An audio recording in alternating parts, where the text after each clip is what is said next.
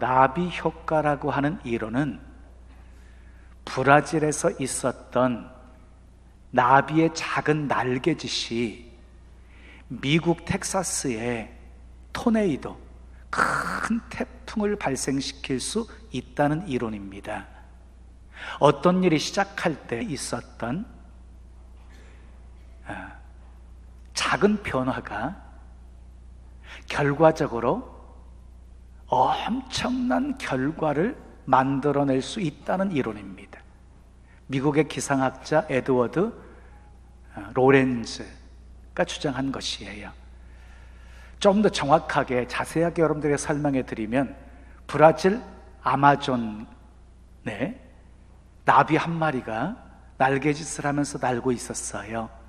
근데 날개짓 할 때 그 날개에서 떨어진 꽃가루가 날려서 바나나를 먹고 있는 원숭이 등을 자극한 거예요. 원숭이가 등이 가려워가지고 야자나무에 막 등을 비벼댔어요. 그랬더니 야자나무가 흔들리잖아요. 그러면서 야자 열매가 떨어지는 거예요. 근데 야자 열매가 딱 떨어지면서 언덕 위에 있는 돌들을 내려치니까 그 돌들이 막 움직이면서 순간적으로 순식간에 산사태가 발생하게 되어진 거예요. 산사태로 하천이 막히고 물이 범람을 합니다. 그 영향으로 분화구의 가스가 방출되지 못하고 가중된 압력이 바다에서 폭발을 해서 기상에 영향을 주고, 결국 이것이 거대한 폭풍을 만들어서 텍사스를 덮친다 하는 이론이에요. 자, 나비의 작은 날개짓이 거대한 폭풍을 일으킬 수 있다는 것입니다. 그 작은 변화가 결과적으로 엄청난 변화를 초래할 수가 있다는 것입니다. 근데 이 이론이 처음에는 기상학에서만 사용되어지다가 사회 전반으로 확대가 되기 시작했어요. 지금은 모든 분야에서 이 나비 효과를 말하고 있습니다.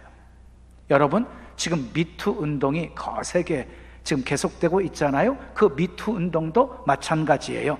들불처럼 번지고 있는 이 거대한 사회 변화도 서지현 검사의 작은 날개짓 하나로 시작이 되어진 거예요. 근데 그 작은 날개짓이 엄청난 지금 폭풍을 몰고 오고 있는 것이지요. 그래서 얼마 전 서지현 검사는요, 들불상을 수상했습니다.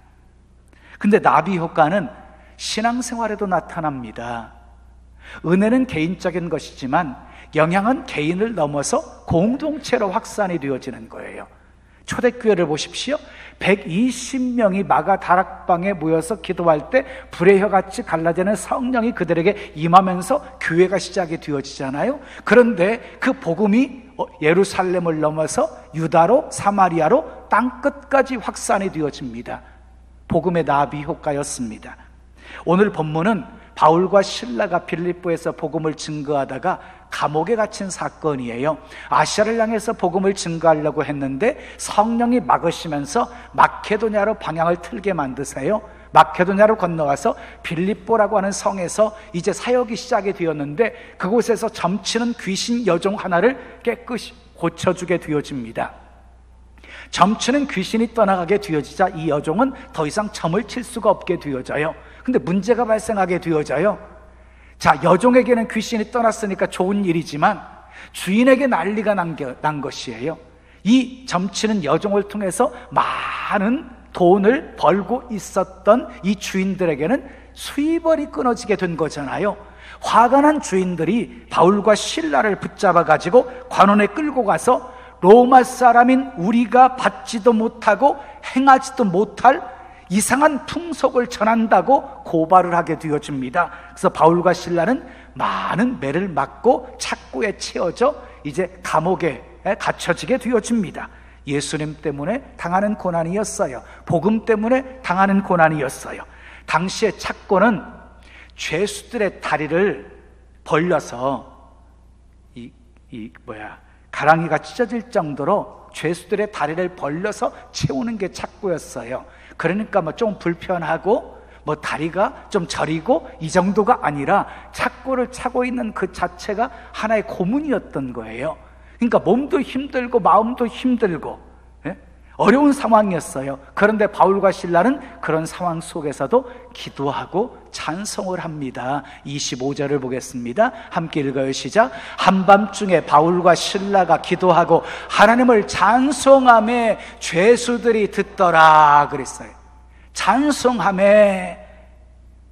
이 번역된 헬라어는 휄네오라고 해요. 휄네오. 미완료 과거형이에요. 미완료 과거 동사. 잠시 동안 부르다가 찬송을 멈춘 것이 아니라 어떤 일이 발생할 때까지 그 찬송은 계속되었다는 거예요. 어떤 일이, 큰 지진이 일어날 때까지 바울과 실라는 계속해서 찬송을 불렀다는 얘기입니다. 자, 바울과 실라가 불렀던 찬송은 그냥 중얼중얼 거리는 찬송이 아니었어요. 감옥에 있던 모든 죄수가 다 들을 만큼 큰 소리로 찬송을 부르게 되어진 것입니다.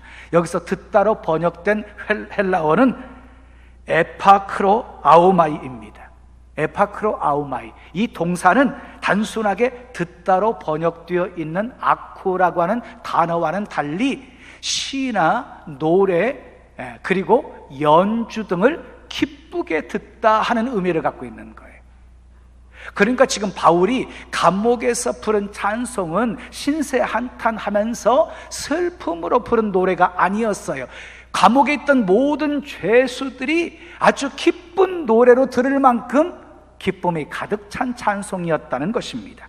감옥에 갇힌 것이 무엇이 좋아서, 매를 실컷 맞고 몸이 막 욱신거리고 있는 것이 무엇이 좋아서, 발에 착고가 채여가지고 감옥에 갇혀 있는 것이 무엇이 좋아서 그렇게 찬송을 한 것일까요? 이유는 한 가지입니다.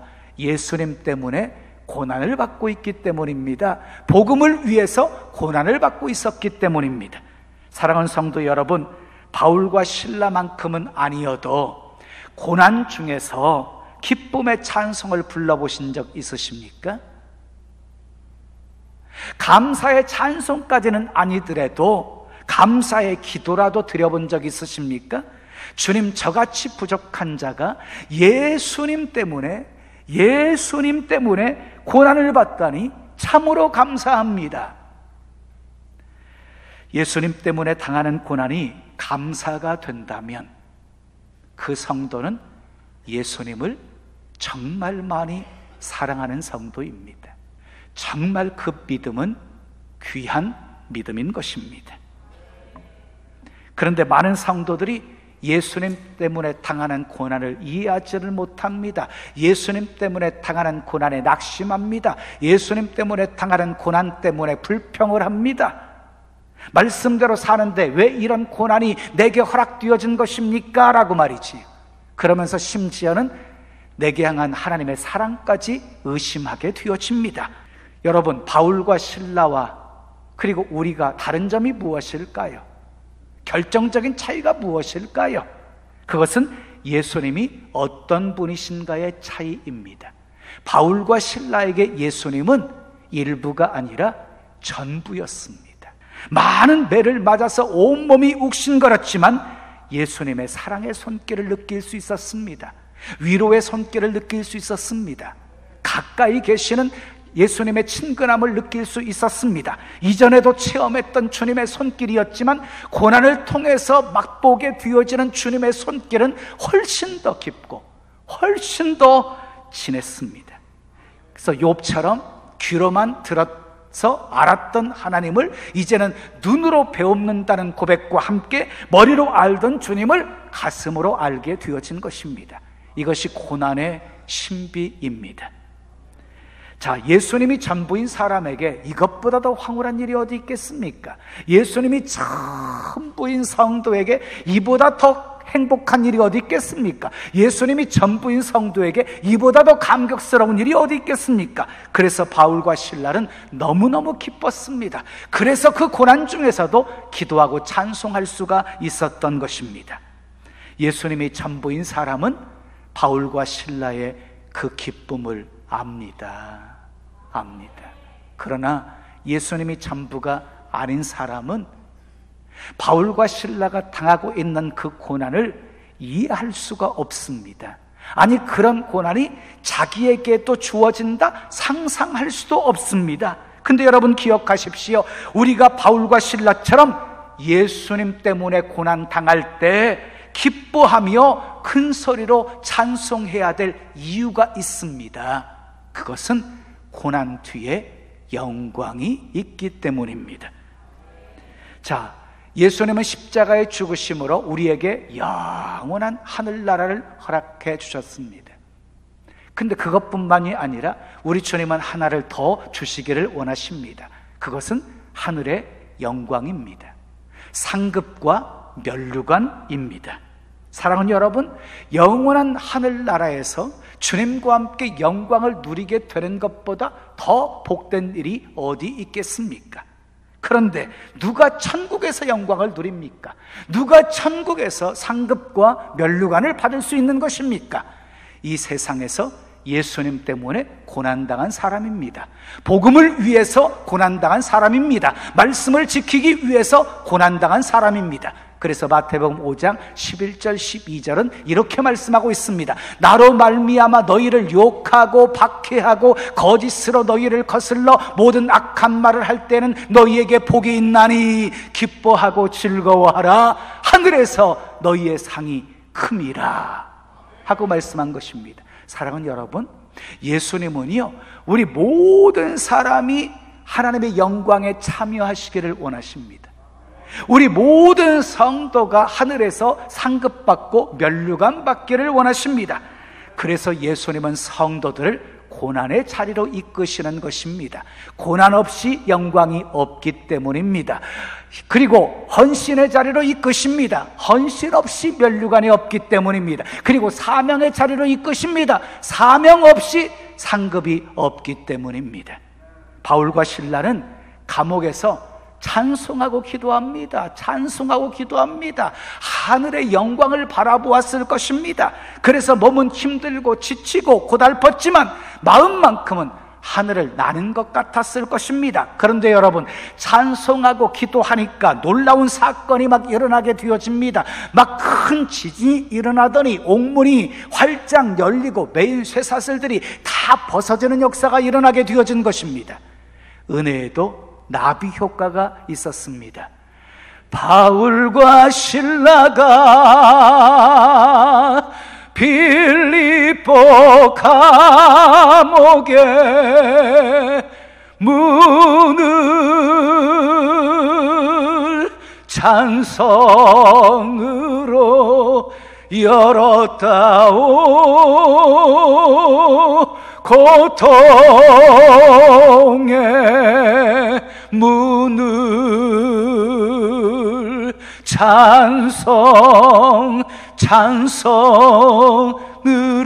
찬송으로. 오늘은 바울을 통해서 나타난 그 나비 효과가 무엇인지를 살펴보면서 함께 은혜를 나누려고 합니다. 첫째, 따라하겠습니다. 다 열리고 다 벗어집니다. 자, 26절 말씀 함께 읽겠습니다. 시작.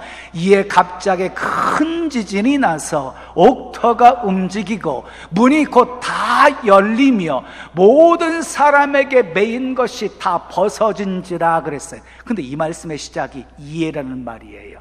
여기 주목하셔야 돼요. 이해라는 말은요, 결과를 나타내는 접속사예요. 결과를 나타내는 접속사. 바울과 실라가 기도하고 찬송을 했더니 그 결과 큰 역사가 일어나게 되었다 하는 것을 지금 증거하고 있는 것입니다. 자, 그런데 여기 또 중요한 말씀이 있어요. 다라는 말이에요. 다. 두 번이나 반복되고 있어요. 다 열리며 다 벗어진지라. 두 번이나 반복되고 있다는 거예요. 자, 감옥의 문이 동시에 다 열렸습니다. 바울과 실라가 갇혀있는 문만 열린 것이 아니라, 근데 문만 열린 것이 아니라 몸에 채우고 있었던 모든 것들이 다 벗어지게 되어집니다. 바울과 실라만 아니라 모든 죄수에 매인 것도 다 풀어지게 된 것입니다. 이게 나비 효과입니다. 은혜에는 이런 놀라운 힘이 있답니다. 내가 은혜를 받으면 나만 잘 되는 것이 아닙니다. 아멘할 준비하십시오. 가정도 잘 되고, 사업도 잘 되고, 직장도 잘 되고, 친구도 잘 되고, 내 주변 사람들도 잘 되고, 이웃들도 잘 되게 되는 것입니다. 그래서 은혜가 중요한 것입니다. 내가 영적으로 바로 서기만 하게 되어지면 그 선한 영향력이 수많은 사람들에게 확대되어질 수 있다는 것입니다. 그러므로 내가 뚫리면 다 뚫리는 것입니다. 내가 막히면 다 열리는, 다 막히는 것입니다. 이 원리를 아셔야 돼요. 그래서 나부터 잘 되어야 됩니다. 나부터 은혜 받고, 아멘, 나부터 성령으로 충만하셔야 됩니다. 내 영혼이 잘 되므로 범사가 잘 되고 강건한 복을 받으셔야 하는 것입니다. 우리가 사는 삶에 종종 여리고와 같은 장벽이 가로막힐 때가 있습니다. 홍해와 같은 막막함이 우리 앞길을 가로막을 때가 있습니다.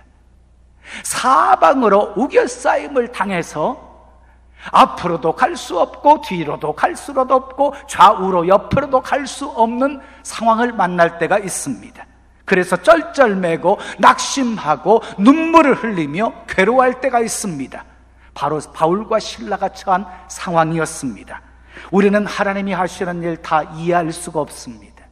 어떻게 우리의 짧은 생각 가지고 하나님이 하시는 큰 일을 다 헤아려 알 수 있겠습니까? 그러나 한 가지 분명한 일이 있습니다.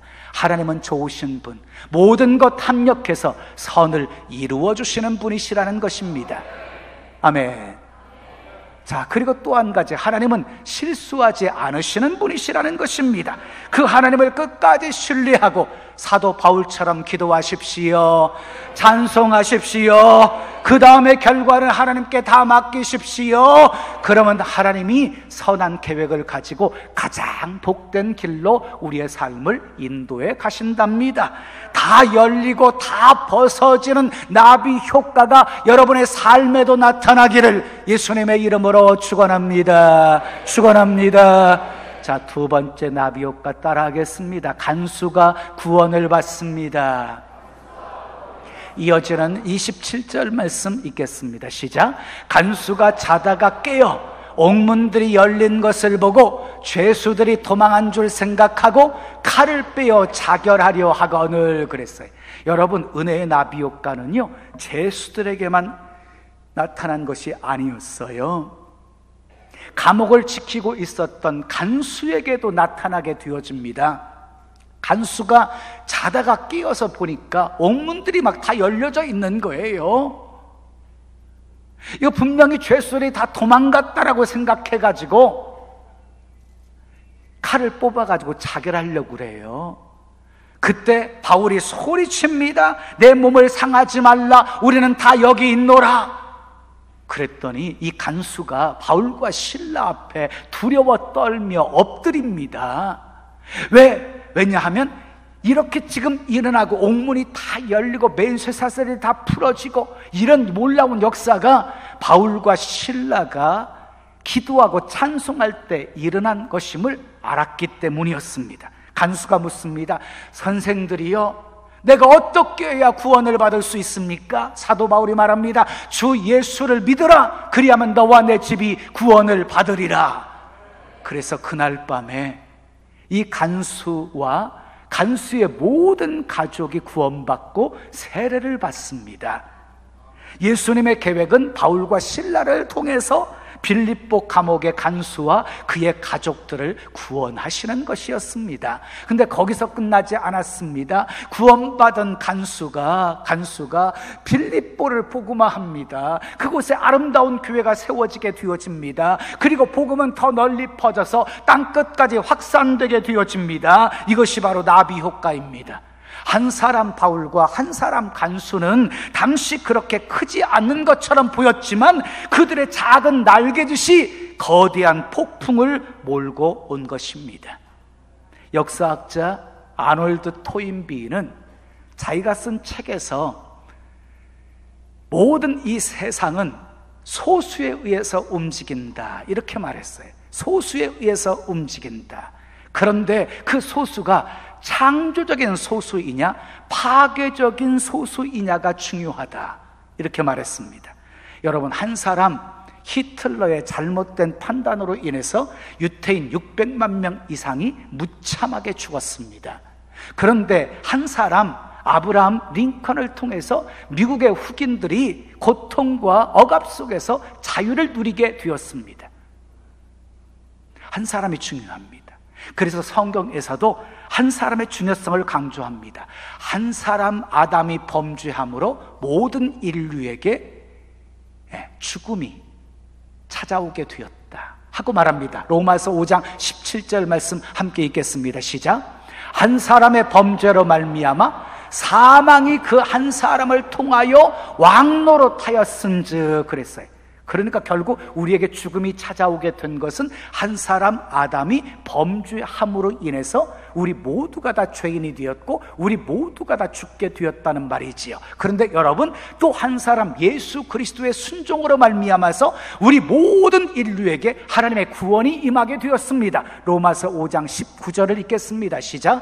한 사람이 순종하지 아니함으로 많은 사람이 죄인 된 것 같이 한 사람의 순종하심으로 많은 사람이 의인이 되리라 그랬어요. 여러분, 이것이 대표성의 원리입니다. 대표성의 원리. 자, 우리 사람의 대표는, 인류의 대표는 아담입니다. 그래서 아담을 첫 번째 아담이라고 합니다. 그런데 우리의 대표가 되셔서 예수님이 죽으셨습니다. 예수님을 둘째 아담이라고 합니다. 대표성의 원리입니다. 한 사람의 범죄로 다 죽게 되었는데 한 사람의 죽으심으로, 한 사람의 순종하심으로, 한 사람이 우리의 모든 죄를 대신 담당하심으로 인하여서 우리가 다 구원받을 수 있는 길이 열리게 되었다는 것입니다. 한 사람이 이렇게 중요합니다. 한 사람의 작은 날개짓이 거대한 폭풍을 일으킬 수 있습니다. 교회도 한 사람이 중요합니다. 특히 목사 한 사람이 중요하지요. 담임 목사 한 사람을 통해서 전 성도의 신앙이 달라질 수 있기 때문입니다. 성도 한 사람이 중요합니다. 이간제라는 한 사람, 부정적인 한 사람으로 인하여서 평화가 깨어지고, 그리고 교회가 무슨 선한 일을 하려고 할 때 제지당하게 되어지지만 한 사람의 헌신으로, 한 사람의 그리고 충성으로, 그리고 한 사람의